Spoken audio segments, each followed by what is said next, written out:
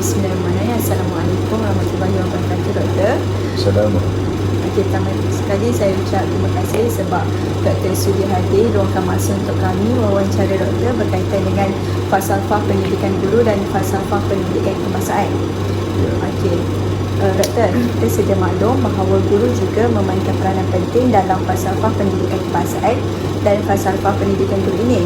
Okey, antara peranan guru dalam merealisasikan falsafah pendidikan kebangsaan ialah guru perlu melengkapkan diri dengan pengetahuan am dan kandungan mata pelajaran, serta guru juga perlu mempelbagaikan strategi, kaedah dan teknik PDP.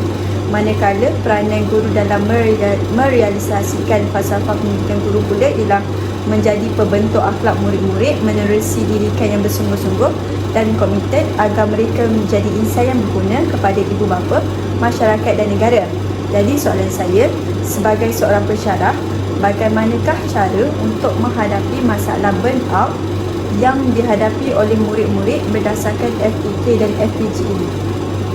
Terima kasih kepada saudari yang bertanya. Kita tahu bahawa falsafah pendidikan kebangsaan lebih menekankan diri itu dari segi jasmani, emosi dan rohani serta intelektual, dan masalah burnout di kalangan murid kadang-kadang masalah itu bukan disebabkan oleh masalah yang dibebankan oleh guru ataupun kerja-kerja yang dilakukan yang guru perlu beri kepada murid untuk melakukan kerja. Kadang-kadang masalah itu berkaitan dengan emosi mereka sendiri. Okay? Burnout ni kita tahu masalah yang menyebabkan mereka telah menjadi putus asa. Okay? Putus asa, tak mahu belajar dan sebagainya.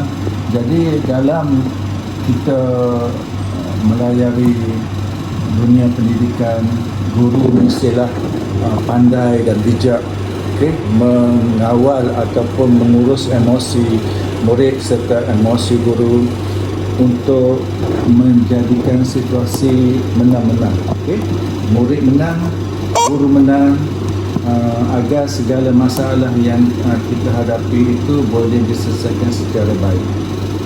Mungkin murid-murid yang menghadapi masalah burnout ini mereka kurang dari segi pengurusan masa di rumah maupun pengurusan masa di sekolah, menyebabkan mereka kadang-kadang tidak tahu bagaimana untuk mendapat bantuan ataupun mendapat bimbingan daripada ibu bapa ataupun rakan-rakan. Jadi masalah burnout itu mungkin dapat diselesaikan dengan cara yang baik. Guru-guru boleh menghakkan ataupun memberi pilihan kepada murid-murid untuk melakukan kerja mereka sendiri tanpa kita paksa ataupun kita ugut mereka. Okey, terima kasih. Soalan yang pertama. Berdasarkan apa yang kita ketahui, falsafah pendidikan kebangsaan atau pendidikan sebagai FPK ini merupakan satu panduan utama dalam pendidikan di Malaysia.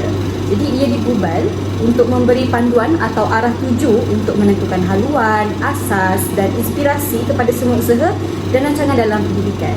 Jadi sebagai negara yang sedang membangun, aspek utama yang ditekankan oleh kerajaan ialah pembangunan modal insan. Pembangunan modal insan ialah yang seimbang akan menjamin pembangunan sebuah negara. Insan yang seimbang ialah emosi ataupun kemenjadian murid itu sesuai ataupun boleh diguna pakai dalam kehidupan masyarakat. Sebab itu bila kita kata modal insan, ia berkaitan dengan emosi, berkaitan dengan sifat sopan santun, budi bahasa, berkaitan dengan bagaimana hubungan dengan guru, hubungan dengan murid, hubungan dengan masyarakat dan sebagainya.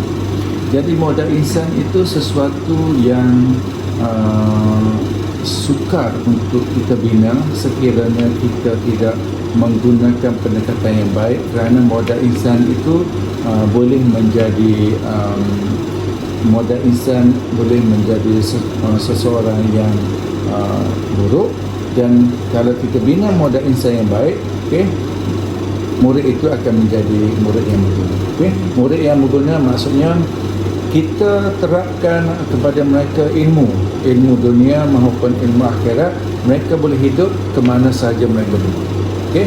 Kalau kita lihat murid-murid yang berjaya, walaupun mereka berada setinggi mana ataupun serendah mana pelajaran mereka tetap boleh hidup sebab mereka ada modal insan, mereka ada sifat kesopanan dan kesusiaan, mereka ada budi bahasa yang baik, mereka ada jati diri dan sebagainya. Pergilah ke mana mereka akan boleh hidup. Sebab kata pepatah, kalau mutiara ataupun benih yang baik itu jatuh ke bumi akan menjadi bukit, ataupun menjadi gunung, jatuh ke laut akan menjadi pulau, jatuh ke langit akan menjadi bintang tujuh.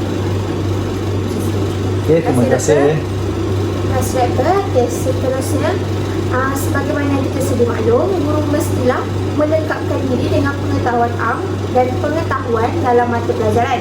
Pada masa yang sama juga, guru perlu mempamerkan kualiti peribadi guru yang unggul, kreatif dan inovatif semasa melaksanakan proses pengajaran dan pembelajaran. Okey, baiklah.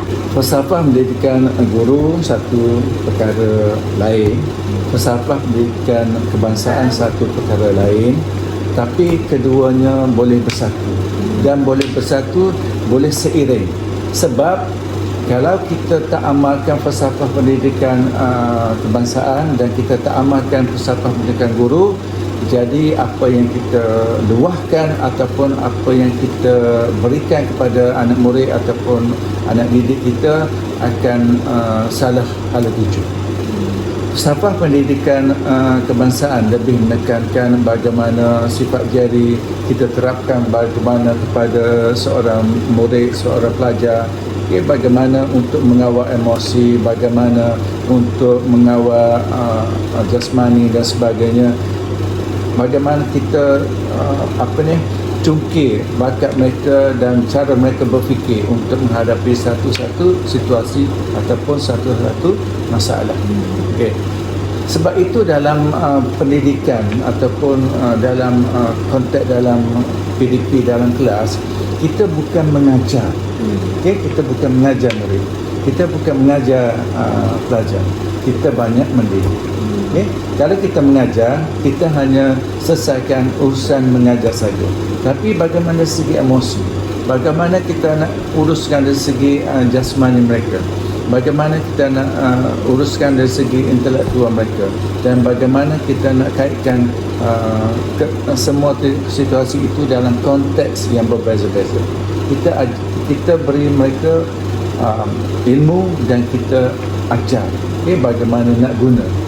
Sebab itu dalam setiap kali kita masuk kelas, kita terangkan bagaimana menjadi guru hebat, terangkan bagaimana kita nak jadi hebat, agar apa yang kita sampaikan, apa yang kita dapat, kita boleh kembangkan, kita boleh terapkan dan kita boleh guna dalam kehidupan kita sebagai kita seorang guru, kita seorang murid dan kita sebagai seorang pendidik. Itu saja dari saya. Ya, terima kasih doktor kerana telah menjawab beberapa persoalan kami. Dan terima kasih juga kerana boleh meluangkan masa untuk kami menyelesaikan wawancara dalam subjek falsafah pendidikan. Terima kasih sama-sama.